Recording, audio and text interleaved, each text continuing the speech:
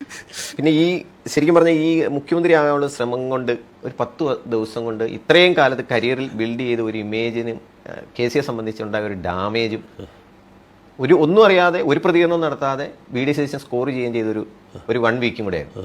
അത് ഇനി കെ സിയുടെയും ഈ രമേശ് ചെന്നിത്തലയുടെയും ഫ്യൂച്ചർ എന്താവും കോൺഗ്രസിൽ? കാരണം ഇനി സതീശൻ മുഖ്യമന്ത്രി ആയി കഴിഞ്ഞാൽ ഇനി ഒരു പീരീഡിൽ രമേശ് ചെന്നിത്തലയെ സംബന്ധിച്ച് ഇനി ആ ചാൻസ് ബുദ്ധിമുട്ടായിരിക്കാം. അടുത്ത 5 വർഷം കഴിഞ്ഞാൽ ഈ രീതിയിലൊക്കെയാണ് കോൺഗ്രസ് തമ്മിലടിക്കുന്നെങ്കിൽ പിന്നെ സ്വാഭാവികമായിട്ട് ആൾക്കാർ പിണറായി വിജയനെ പൂവെത്ത വിരിച്ച് സ്വീകരിക്കും. ഇപ്പൊ AK ആന്റണി പണ്ട് വന്നതെന്ന് വെച്ചാൽ അന്ന് രാജൻ കേസിൽ കരുണാകരനെതിരെ വിധി വന്ന് അദ്ദേഹം രാജിവെക്കേണ്ടി വന്നുകൊണ്ടാണ്. രണ്ടാമത്തെ തവണ വന്നത് ഇതുപോലെ തന്നെ നേതൃമാറ്റം ഉണ്ടായിട്ട് പകുതിക്ക് വെച്ച് മാറിയുകൊണ്ടാണ്.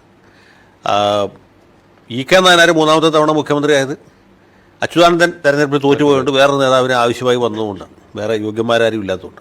അവിടെ ഒന്നും ഒരു പ്രശ്നം ഉണ്ടായിട്ടില്ല. AK ആന്റണി ആദ്യം മുഖ്യമന്ത്രി ആകുമ്പോഴും VS അച്യുതാനന്ദൻ നമ്മുടെ EK നായനാർ മൂന്നാമത്തെ തവണ മുഖ്യമന്ത്രി ആകുമ്പോഴും പാർട്ടിക്കകത്ത് വേറെ തർക്കങ്ങളൊന്നുമില്ല. അന്ന് സോഷ്യൽ മീഡിയ ഇല്ല, വിഷ്വൽ മീഡിയ തന്നെ ഇല്ല, പത്രങ്ങൾ മാത്രം. അപ്പോൾ ഇതുപോലുള്ള ചർച്ചകളൊക്കെ ഉണ്ടായാലും അതൊന്നും അടച്ചിട്ട മുറികൾക്ക് പുറത്തു പോയില്ല. ഇപ്പോൾ സംഭവിച്ചിട്ടുള്ളതെന്ന് വെച്ചാൽ ഇപ്പോൾ ജനങ്ങൾ വളരെ ആകാംക്ഷാഭരിതരായിട്ട് നോക്കിയിരിക്കുകയാണ്.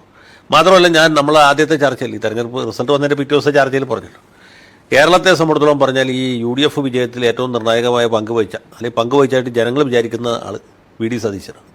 അപ്പോൾ സതീശനല്ലാതെ മറ്റൊരാളെ മുഖ്യമന്ത്രിയായിട്ട് അംഗീകരിക്കാൻ സാധാരണ മലയാളിക്ക് എളുപ്പമല്ല, സാധ്യമല്ല.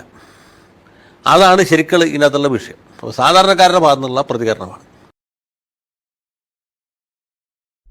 Subscribe and follow me